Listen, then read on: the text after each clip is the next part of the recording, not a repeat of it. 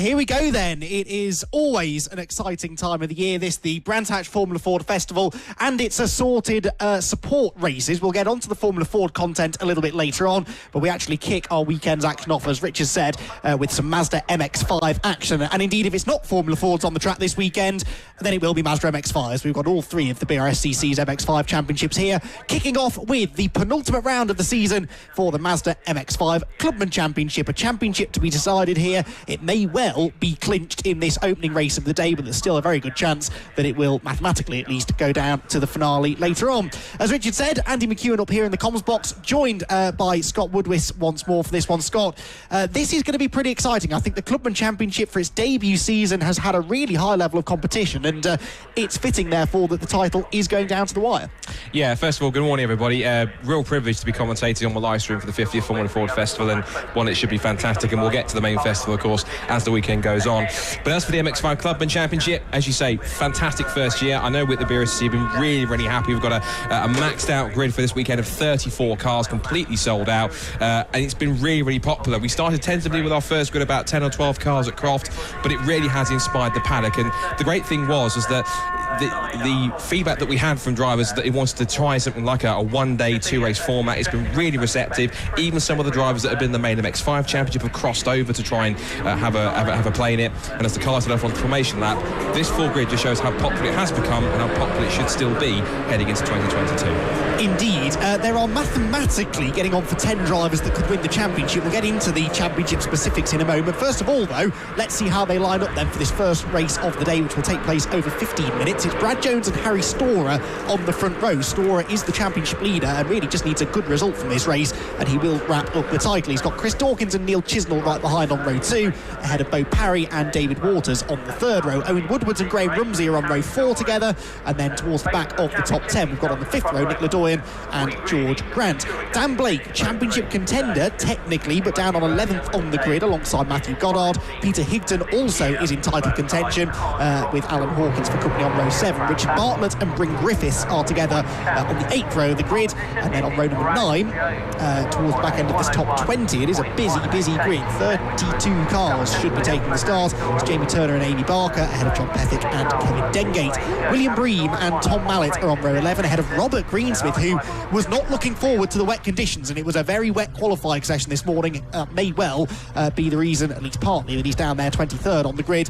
He is actually second in the championship, so needs to make some progress. He's got Kevin Bird for company on row 12, and then on row number 13 we've got Tim Storer and David Scowler. Andrew Dean and Bill Rutter are next ahead of Richard Brunning and Charles Medwin. Ben Hollis and Peter Williams then round out the field. Now, championship-wise, Harry Storer, once the 2 dropped scores are applied, arrives here at Brands Hatch on 962 points. That is 88 points ahead of Rob Greensmith in second position. There are 100 points available for winning the race, plus a bonus point for the fastest lap as well. So, Scott, still mathematically a chance here that Storer could be beaten, but he's out-qualified all of his championship rivals by quite some way, and he's got this points advantage to fall back on.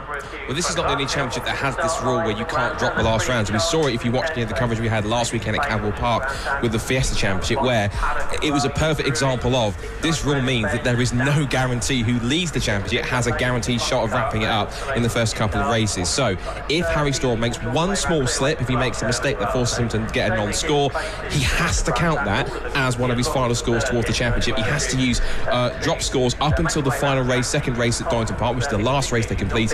Nothing can be dropped from this final weekend, which means Storer really has to drive very carefully. He'll go for the win, certainly, as any driver will, but he'll know there are drivers around him that are going to make it very difficult, particularly Neil Chisnell, who's in there. Dan Blake's going to come from the 6th row of the grid. It's going to be tricky, but if he can keep his head like he has to the rest of the season to keep him on the form he's been in, it should be fairly straightforward.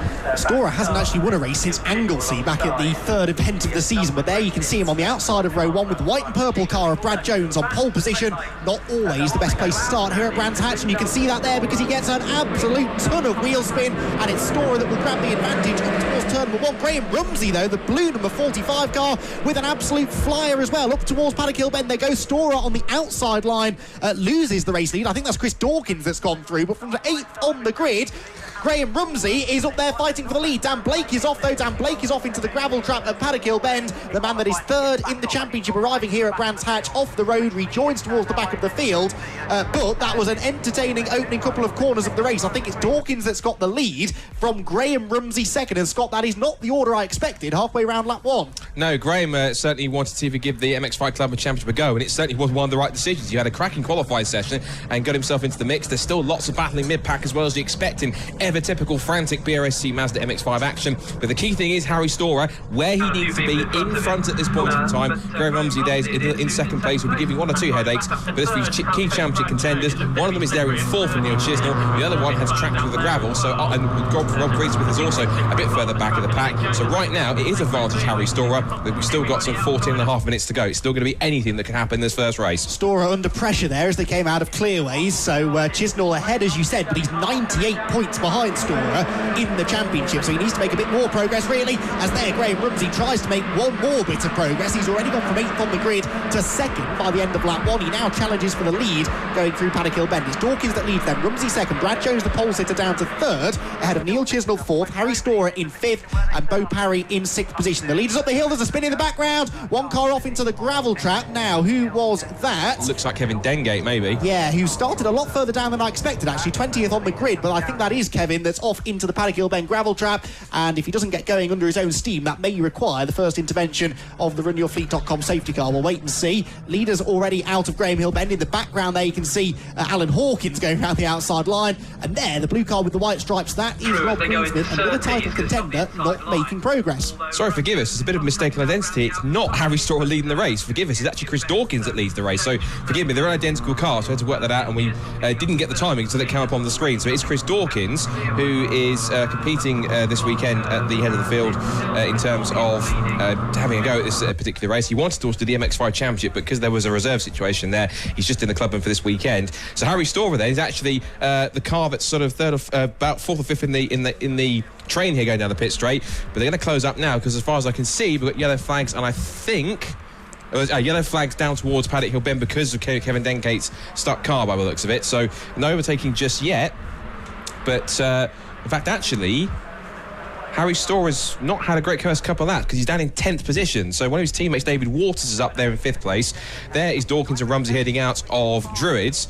But Harry Storer hasn't had quite the start I think he hoped to. He was towards the front, but then he's dropped to 10th in his first couple of laps. Well, he led in the opening few yards, then he was 5th at the end of lap 1, and now, as you quite rightly said, he's dropped another 5 places on that lap. Brad Jones there goes up the inside of the nearest rival to Storer in the championship, Neil Chisnell, who is then slow coming out of Graham Hill Bend. This could be major drama in the championship race. Neil Chisnell with a problem, I fear, as he went down the Cooper Straight, and yes, I can see out of the window that car is creeping to a halt as it goes up through Surtees. A spinner there on the left-hand side, didn't quite see who that was, but Neil Chisnell, who was in a good position there to start outscoring Harry Storer, which is what he must do to keep his title hopes alive, sadly running into some sort of mechanical trouble. That's Graham Rumsey. Graham Rumsey makes a spin that was slightly off camera, so I don't know if that was him battling with Chris Dawkins for position or just lost a bit of traction on the exit. We have had rain this morning, which has made it quite greasy out there, but thankfully the rain, apart from a small sprinkling, one of the festival heat qualifyings, it has dried up a little bit, and of course the other flags now, it's making it very treacherous out there, and the weather conditions are in that sort of range where the drivers hate it, because you either want it fully wet or fully dry, because you understand fully what direction you need to go with. When it's in between like this, slightly intermediate conditions, as round goes George Grant facing the wrong way, they're all slip sliding around there. This is a classic point. In these intermediate conditions, you cannot judge the setup properly, so therefore you are tiptoeing around, driving on conditions that are changing, not just lap by lap, but corner by corner. So it's very tricky to try and get the grip as best as possible. But now we see Alan Hawkins there battling with the recovering Graham Rumsey and the 150. Which the 150 is, if I look down the order, John Pethick, and that's the scrap that's going on now for around about 6th, 7th and 8th. As they go through, there's more yellow flags going up towards McLaren. Yeah, that's that. I thought the safety car was coming out. No, it's just a separate set of yellow flags for that car there that is still stationary, pointing the wrong way through Surtees. Red car, I want to say possibly it might be Richard Bartlett, maybe. He did not come through at the end of the last lap, so I think you might be onto something there. Dawkins then leads by now 5.3 seconds, which which doesn't really do this race justice because it's very tight behind him. Brad Jones back up into second place. Third place is now David Waters, number 666, having started 6th on the grid. Bo Parry is 4th. Graham Rumsey still 5th after that spin. He actually picked up another 3 positions on that last lap. You can see the recovery effort of Kevin Dengate's car is almost done now. They've got the car a lot further away from the edge of the track than it was, and that is excellent news once more from our volunteer marshals here, along with the Brands Hatch recovery crew, to get that car out of the way without the need to pause the race completely. On screen here, the jigsaw car of Alan Hawkins. How's he getting on then? Hawkins is running in 6th position. It's John Pethick right behind him, and Pethick looked to try and make a move down the Cooper Straight, but they are of course then heading into another yellow flag zone. So the driver's in a bit of a tricky position at the moment, Scott, where 2 of the big overtaking opportunities are unavailable to them because of these yellow flags, but they're all, by and large, I think, they are abiding by the rules, driving sensibly. They've still got 9 minutes to go, so hopefully those yellow flags will be in shortly, and then they can race properly. Yeah, and it does mean that, so you've got to try and set the car up in front as best as possible for a move where you've got that possibility. Of course, particularly going to Druids, it is a typical overtaking spot. But of course, you have to set the car up by getting a good run through Paddock Hill Bend to get the run up the hill to get themselves in position. That makes it tricky to try and go side by side, particularly when you've got all sorts going off as John Pethick takes slightly wider line. Oops, one of that's the 54. I think that's Dale Whiteman that's gone around the 54.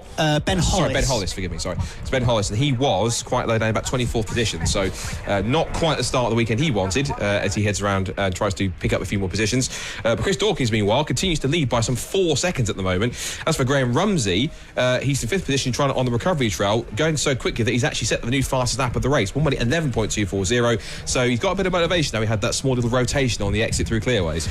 Interestingly, Brad Jones, who remember did qualify on pole position, was over a second faster than the race leader on the previous lap, so that gap comes down to 4 seconds. Also want to give a shout out to Rob Greensmith. I said he qualified pretty terribly down in where was he, towards the back of the top 20, I seem to recall. In fact, 23rd on the grid was Rob Greensmith.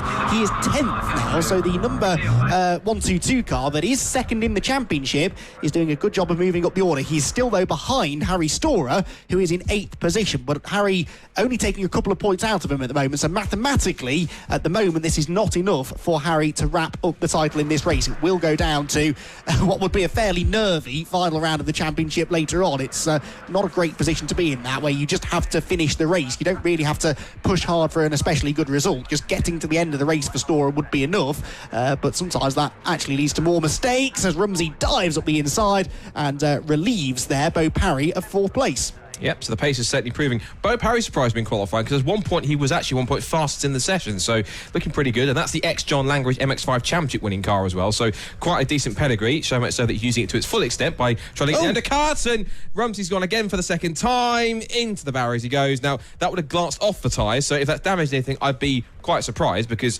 it was quite a slow speed spin. He did sort of glance off it and carries on going. He's put a bit of a dent in the PC site services site, which they might not, PG site service, which they might not too much appreciate, but he's just trying to get himself going. And that's also a tricky bit as well because he's struggling to get going again, either finding a gap in the traffic or trying to get going back into the race because he's on the wet grass. And when you get wet grass, when you try to recover, if you get stuck, you're spinning your wheels and essentially it's like you're completely stuck, you can't move. So unfortunately, Graham's had to park it and climb out the car, I'm afraid. So behind the barriers he goes. That's a real shame. His pace was fantastic. He was up there battling for the lead, but his first race just hasn't worked out for him at all. So easily done, though, in these greasy conditions. As you said, they've got so little traction. He tried to get the switch back there on Bo Parry, which would have worked, but he was just a bit too eager, I think, with the right foot and spun the rear wheels up and around he went. So the order then, Dawkins now leads by 4.7 seconds, so he's got his act together again now, starting to get clear of Brad Jones once more. Brad Jones is in turn only 0.7 of a second now ahead of Waters. There you can see them going through Graham Hill Bend.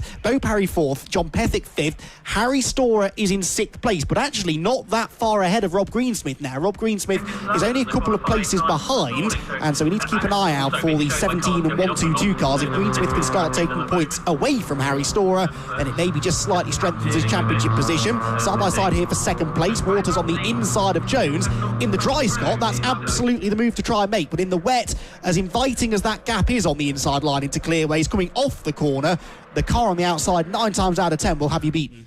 Yeah, that's what's called the wet line or the karting line, because on the racing line, where you have all the rubber, that's usually the drying line where you would take the inside line. That's where the grip is, where everyone goes and qualifying throughout the race, and a layer of rubber continues to start to build up on that racing line. When it's wet, the one thing you don't want to be going on to is rubber, because you add water to rubber, it becomes very slippery, and therefore you don't have the grip. So you look for the parts of the circuit off the racing line that have less rubber on them, that gives you the better run right down to the ground. That's the advantage. Karting have been using it for ages, so the drivers have, of course, adopted it over the years in the same way in cars, and it's worked a treat. So you will see for some people, if they're going quite deep into the corner, look like they're going to go off the road, 9 times out of 10 in the wet, that won't be the case. Simply just them taking that wide line, because that's the fastest way around the track, pure and simple. And it almost seems, and I'm sure there is a scientific reason for this, but it almost seems more prevalent to Brands Hatch than almost any other circuit. I don't know if it's the nature of the tarmac or just the nature of the corners, quite long, sweeping, low-speed corners. That outside line really does benefit you. We're going to see, again, different lines here through Clearways. Defensive line this time for Jones, which means he holds onto the place going into the corner, but will Waters be faster off it?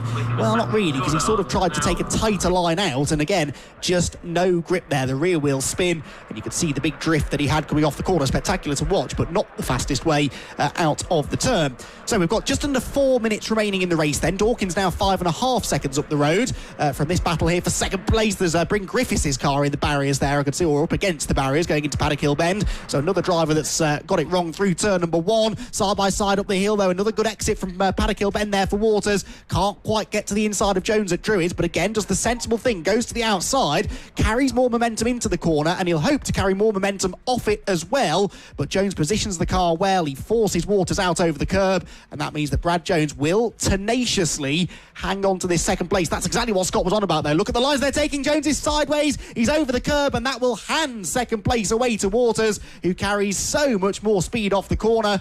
And that is the other way that you can overtake, isn't it, Scott? Force the mistake out of the driver ahead, force them to defend, force them onto the line they don't want to be on, and that worked perfectly there for Waters, who now does take second.